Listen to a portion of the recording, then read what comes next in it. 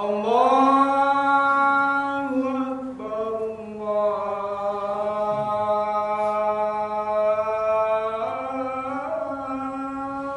Akbar. La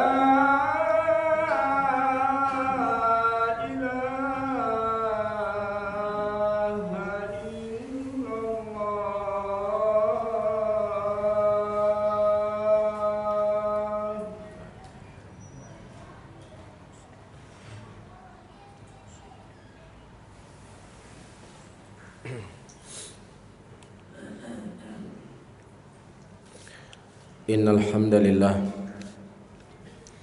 nahmaduhu ta'ala wa nasta'inuhu wa nastaghfiruh wa na'udzu billahi min shururi anfusina wa min sayyiati a'malina may yahdihillahu fala mudilla lahu wa may yudlilhu fala hadiya lahu asyhadu an la ilaha illallah wahdahu la syarika lahu إقرارا به وتوحيدا وأصلي وأسلم على نبينا الكريم محمد وعلى آله وأصحابه ومن تبعهم بإحسان إلى يوم الدين. يقول الله تعالى في كتابه الكريم يا أيها الذين آمنوا اتقوا الله حق تقاته ولا تموتن إلا وأنتم مسلمون يا أيها الناس اتقوا ربكم الذي خلقكم من نفس واحدة وخلق منها زوجها وبث منهما رجالا كثيرا ونساء واتقوا الله الذي تساءلون به والأرحام إن الله كان عليكم رقيبا يا أيها الذين آمنوا اتقوا الله وقولوا قولا سديدا يصلح لكم أعمالكم ويغفر لكم ذنوبكم ومن يطع الله ورسوله فقد فاز فوزا عظيما فإن أصدق الحديث كتاب الله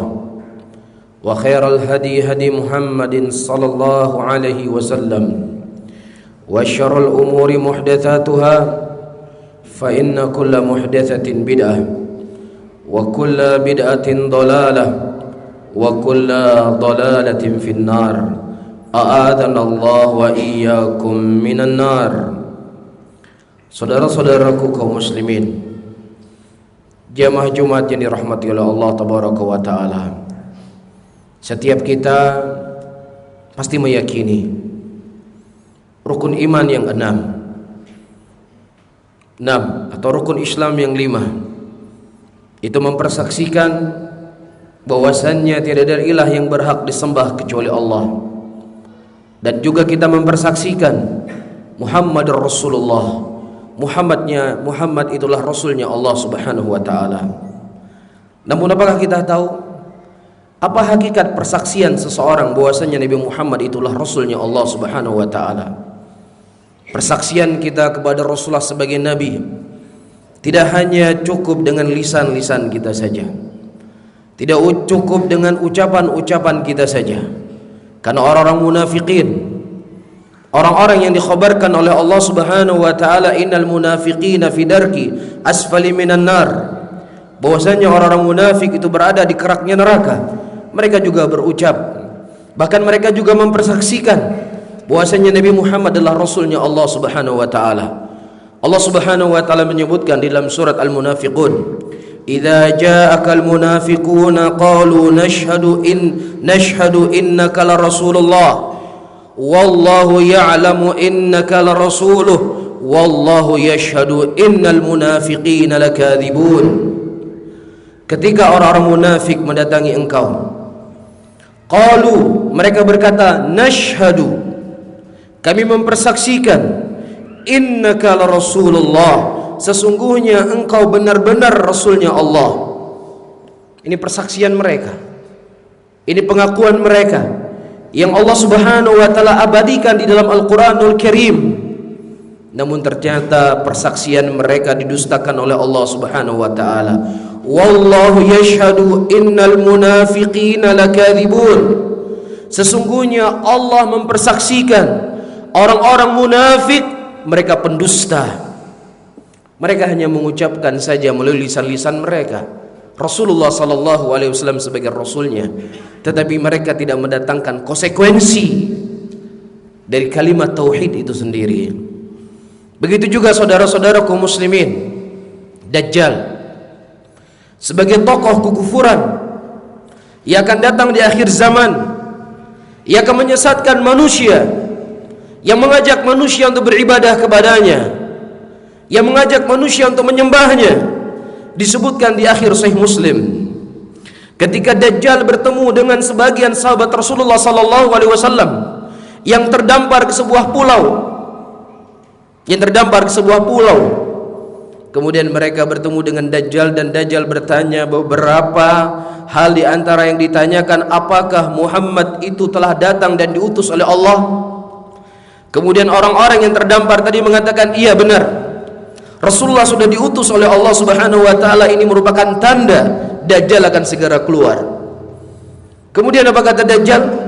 Kata Dajjal, alangkah indahnya dan alangkah bagusnya kalau seandainya penduduk Arab atau orang-orang Arab beriman kepada Muhammad ini. Subhanallah. Dia mempersaksikan, dia mengakui kerasulan Nabi Muhammad sallallahu alaihi wasallam. Bahkan orang-orang Yahudi, bahkan orang-orang Nasrani yang Allah Subhanahu wa taala sifatkan mereka di dalam Al-Qur'anul Karim bahwasanya mereka adalah penghuni neraka Jahannam, mereka akan kekal dalam neraka selama-lamanya. Tetapi mereka juga ternyata mengenal Rasulullah sallallahu alaihi wasallam sebagaimana yang Allah abadikan dalam Al-Qur'anul Karim. Ya'rifunahu kama ya'rifuna abna'ahum. Mereka mengenal Muhammad sebagaimana mereka mengenal anak-anak mereka sendiri. Tetapi pengenalan mereka kepada Rasulullah sallallahu alaihi wasallam tidak bermanfaat sama sekali, saudara-saudara kaum muslimin. Oleh karena itu, para ulama menjabarkan kepada kita apa konsekuensi, apa keharusan yang harus diyakini dan dilakukan oleh seseorang yang mempersaksikan asyhadu anna Muhammadar Rasulullah, yang mempersaksikan bahwasanya Nabi Muhammad adalah rasulnya Allah Subhanahu wa taala. Di antara maknanya yang disebutkan oleh para ulama, menjadikan Rasulullah sallallahu alaihi wasallam sebagai manusia yang paling dia cintai lebih daripada cintanya kepada apapun. Dan ini sebagaimana disabdakan oleh Nabi sallallahu alaihi wasallam, la yu'minu ahadukum hatta akuna ahabbu ilaihi min waladi wa waladi wan nasi ajma'in. Tidaklah kalian dikatakan beriman kepadaku, kata Nabi sallallahu alaihi wasallam, sampai kalian menjadikan aku orang yang paling kalian cintai lebih dari cinta kalian kepada bapak-bapak kalian, lebih dari cinta kalian kepada ibu-ibu kalian, dan lebih daripada cinta kalian kepada anak-anak kalian, dan lebih cinta kalian kepada seluruh manusia. Datang Amirul Mukminin Umar bin Khattab radhiyallahu taala anhu wa arda. Ya Rasulullah, engkau adalah orang yang paling kucintai ya Rasulullah dari segalanya kecuali diriku sendiri. Hartaku engkau lebih kucintai, istriku engkau lebih kucintai, anak-anakku engkau lebih kucintai, orang tuaku engkau lebih kucintai, kecuali diriku sendiri. Aku lebih cinta pada diriku dibandingkan kepada engkau. Kemudian kata Rasulullah sallallahu alaihi wasallam, ya Umar, engkau belum mencintaiku. Padahal Umar telah memberikan 90% kecintaannya kepada Rasulullah sallallahu alaihi wasallam. Tetapi Nabi SAW berkata, engkau belum mencintaiku wahai Umar, sampai engkau menjadikan diriku lebih daripada cintamu kepada dirimu sendiri. Kemudian kata Umar bin Khattab radhiyallahu ta'ala anhu, ya Rasulullah, tidak ada orang yang paling kucintai, bahkan lebih cinta daripada diriku sendiri, yaitu engkau ya Rasulullah. Kemudian kata Umar, al-an, kata Rasulullah, al-an ya Umar, sekarang baru engkau dikatakan orang yang mencintaiku wahai Umar. Saudara-saudaraku muslimin, tinggal kita timbang diri-diri kita. Tinggal kita mengukur sejauh mana cinta kita kepada Nabi Muhammad sallallahu alaihi wasallam. Dan kita takutkan nanti kelak di yaumul qiyamah ternyata kita digandengkan oleh Allah Subhanahu wa taala bersama orang-orang munafik yang mengaku cinta kepada Nabi, yang mempersaksikan Nabi Muhammad sebagai rasulnya Allah, tetapi kita tidak menjalankan konsekuensi kecintaan itu sendiri. Kita sendiri yang lebih paham, kita sendiri yang lebih tahu, kita lebih mencintai Nabi Muhammad sallallahu alaihi wasallam ataukah mencintai yang lainnya. Ini hal yang pertama. Kemudian yang kedua, saudara-saudaraku muslimin, bentuk konsekuensi seseorang mempersaksikan Nabi Muhammad sebagai Rasulnya Allah, dia jadikan ucapan Nabi Muhammad sallallahu alaihi wasallam terdepan dibandingkan daripada seluruh ucapan manusia. Ketika datang keterangan dari Nabi Muhammad sallallahu alaihi wasallam, dia terima dengan lapang dada. Ketika datang petunjuk dari Rasulullah sallallahu alaihi wasallam, dia tidak sempat berpikir, saya fikir dulu, apakah ucapan ini sesuai dengan kebiasaan saya? Apakah ini ada warisan dari nenek moyang saya ataukah tidak? Kalau seandainya ini sesuai dengan apa yang diwariskan nenek moyang saya, kalau seandainya ini sesuai dengan keinginan saya, maka saya terima hadis tersebut, saya ambil ucapan Nabi. Tapi kalau seandainya bertentangan, saya fikir dulu. Ini orang-orang seperti ini belum mencintai Rasulullah sallallahu alaihi wasallam. Allah Subhanahu wa taala menyebutkan sifat daripada sifat mukminin. Bagaimana mereka mengedepankan ucapan Nabi di atas segala ucapannya manusia. Allah Subhanahu wa taala mengatakan, "Innama kana qaulal mu'minin idza du'u ila Allahi war Rasul liyahkuma bainahum ay yaqulu sami'na wa ata'na." Hanya saja ucapan orang-orang beriman ketika mereka diseru kepada Allah dan ketika mereka diseru kepada Rasulullah sallallahu alaihi wasallam untuk menghukumi perkara di antara mereka, maka mereka akan mengatakan sami'na, kami mendengar apa yang datang dari Nabi Muhammad sallallahu alaihi wasallam dan kami taati apa yang datang dari Rasulullah sallallahu alaihi wasallam. Bahkan Allah Subhanahu wa taala juga menyebutkan dalam Al-Qur'anul Karim, "Wa ma kana lil mu'minin wala mu'minatin idza qadallahu wa rasuluhu amra ay yakunu lahumul khiyaratu min amrihim." Tidak pantas bagi seorang mukmin yang mengaku cinta kepada Allah, yang mengaku cinta kepada Rasulullah sallallahu alaihi wasallam, dan juga tidak pantas bagi kaum mukminah ketika telah datang keterangan yang datang dari Nabi Muhammad sallallahu alaihi wasallam, kemudian dia memilih perkara yang lain daripada urusannya. Tidak pantas, kata Allah Subhanahu wa taala. Dan tidak hanya Allah Subhanahu wa taala tidak katakan tidak pantas, dalam ayat lain Allah Subhanahu wa taala mengancam dan mencela orang-orang yang mereka menyelisih petunjuk Rasulullah sallallahu alaihi wasallam. Allah Subhanahu wa taala sebutkan dalam Al-Qur'an, "Wa may yushakkikir rasul min ba'di ma tabayyana lahul huda wa yattabi ghayra sabilil mu'minin nuwallihi ma tawalla wa nuslihi jahannam wa sa'at masira." Dan barang siapa yang seseorang mengingkari dari petunjuk Rasul setelah datang kepadanya petunjuk dan dia mengikuti selain daripada jalannya kaum mukminin, kami akan berpalingkan mereka kemana mereka berpaling dan kami akan masukkan mereka ke dalam neraka jahanam.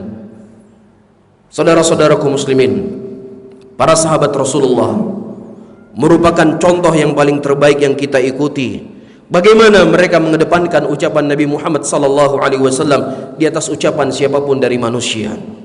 Disebutkan oleh Imam Bukhari dalam sahihnya dari athar Abdullah bin Abbas radhiyallahu ta'ala anhu wa arda. Ketika itu datang orang-orang kepada Abdullah bin Abbas bertanya kepada beliau tentang haji tamattu. Dan kemudian Abdullah bin Abbas membawa hadis dari Nabi sallallahu alaihi wasallam. Kemudian orang ini berkata, "Wahai Abdullah bin Abbas, tetapi Abu Bakar dan Umar berkata demikian dan demikian." Jadi orang ini ingin menabrakkan ucapan Nabi sallallahu alaihi wasallam dengan perbuatan Abu Bakar dan Umar. Bagaimana sikap Abdullah bin Abbas radhiyallahu taala anhu? Kata beliau, "Yushakkiku an tanzila alaikum hujarati minas sama. Aqulu qaulu Rasulullah sallallahu alaihi wasallam wa taqulu qaulu Abi Bakar wa Umar." Hampir-hampir, kata Abdullah bin Abbas, batu-batu jatuh dari langit menghimpir kalian, menghantam kalian. Aku mengucapkan ucapan Nabi sallallahu alaihi wasallam sementara engkau tolak dengan ucapan Abu Bakar dan Umar. Kita ketahui Abu Bakar dan Umar adalah orang yang sudah dijamin masuk surga, manusia yang terbaik setelah para nabi dan para rasul. Namun ketika ucapannya mereka berdua dihadapkan dengan ucapan Nabi sallallahu alaihi wasallam, begini sikap Abdullah bin Abbas radhiyallahu taala anhu. Nah, bagaimana lagi kalau seandainya Abdullah bin Abbas mendengar banyaknya manusia hari ini, menolak ucapan Nabi sallallahu alaihi wasallam karena dia tidak pernah mendapatkan dari nenek moyangnya. Bagaimana ucapan Abdullah bin Abbas ketika ada orang menolak hadis Nabi sallallahu alaihi wasallam karena tidak sesuai dengan kebiasaan masyarakatnya, karena tidak disampaikan oleh gurunya, karena tidak disampaikan oleh kiainya, karena tidak disampaikan oleh ustadznya, dia tolak hadis Nabi sallallahu alaihi wasallam. Kira-kira bagaimana ucapan Abdullah bin Abbas yang ucapan orang yang sudah dijamin masuk surga ditentangkan dengan ucapan Nabi sallallahu alaihi wasallam begitu keras. Ucapan Abdullah bin Abbas radhiyallahu taala anhu wa ardham. Juga disebutkan dari Abdullah bin Umar radhiyallahu taala anhu, ketika Abdullah bin Umar menyampaikan sebuah hadis dari Nabi sallallahu alaihi wasallam, jangan kalian larang wanita-wanita untuk mendatangi masjidnya Allah Subhanahu wa taala. Kemudian anaknya Bilal bin Abdullah bin Umar berkata, wallahi, demi Allah saya akan melarang wanita untuk mendatangi masjid. Kemudian kata rawi, Abdullah bin Umar menghadap kepada anaknya dan dia mencela anaknya, ya, yang sebelumnya dia tidak pernah melihat Abdullah bin Umar mencela begitu keras, dan dia memukul dada anaknya. Bagaimana mungkin aku mendatangkan hadis dari Nabi sallallahu alaihi wasallam kemudian engkau tolak dengan ra'yumu, engkau tolak dengan akalmu? Tegas para sahabat Nabi sallallahu alaihi wasallam, dan inilah bentuk kemurnian dan ini bentuk kejujuran mereka kepada Nabi Muhammad sallallahu alaihi wasallam. Dan demikian pula kita diajarkan oleh imam-imam kita, diajarkan oleh Imam Syafi'i, diajarkan oleh Imam Ahmad, diajarkan oleh Imam Malik, diajarkan oleh Imam Abu Hanifah. Mereka seluruhnya berkata, tidak halal bagi kalian untuk mengambil ucapanku sampai kalian tahu dari mana aku mengambil ucapan tersebut. Kalau seandainya ucapan tersebut aku sampaikan dari hadis Nabi sallallahu alaihi wasallam, maka ambillah. Tapi kalau seandainya ucapanku menyelisih daripada hadis Rasulullah sallallahu alaihi wasallam, maka aku telah bertobat kepada Allah Subhanahu wa taala semenjak hari ini. Subhanallah, kejujuran, mencintai Nabi Muhammad sallallahu alaihi wasallam. Bahkan Imam Syafi'i, imamnya Ahlus Sunnah, yang dilaqabi sebagai Nasirus Sunnah, penolong sunnah Rasulullah sallallahu alaihi wasallam. Datang orang-orang kepada Imam Syafi'i dan berkata, wahai Imam, bagaimana tentang sebuah permasalahan yang dia tanyakan? Imam Syafi'i menjawab dengan hadis Nabi. Kemudian setelahnya orang ini berkata, ya Imam, itu hadis Nabi, tapi kami ingin tahu bagaimana pendapat engkau. Bagaimana pendapat engkau?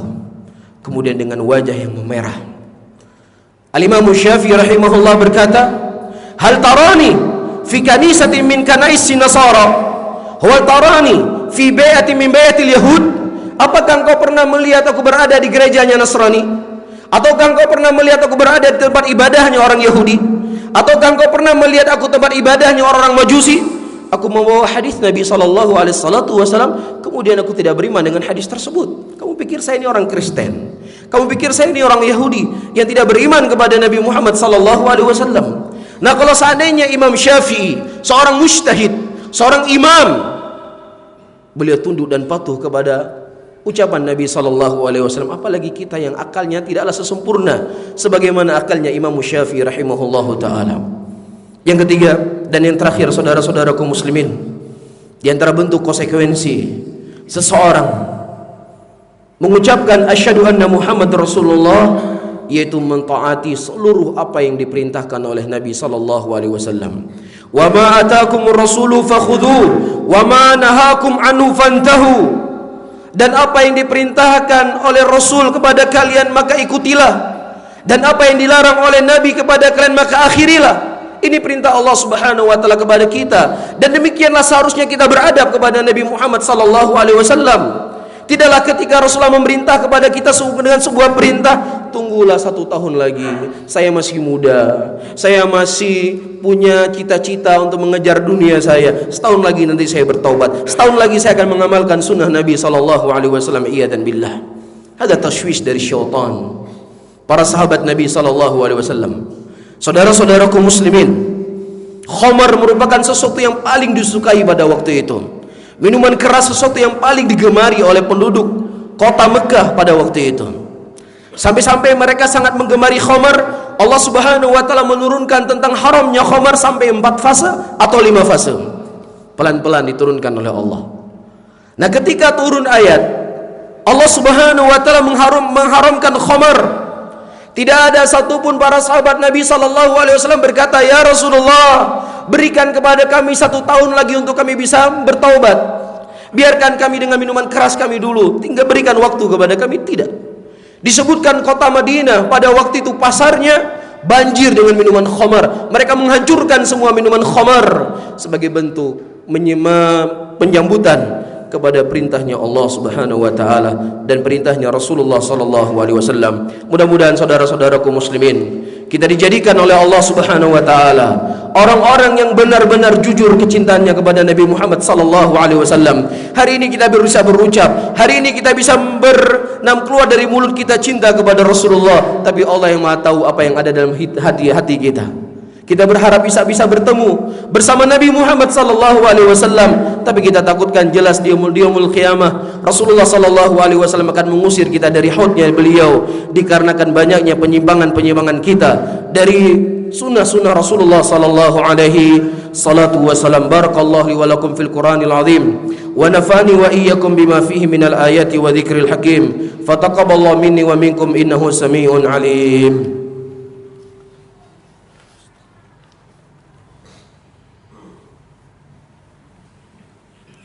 Alhamdulillah hamdan katsiran tayyiban mubarakan fih mubarakan alaih kama yuhibbu rabbuna wa yarda.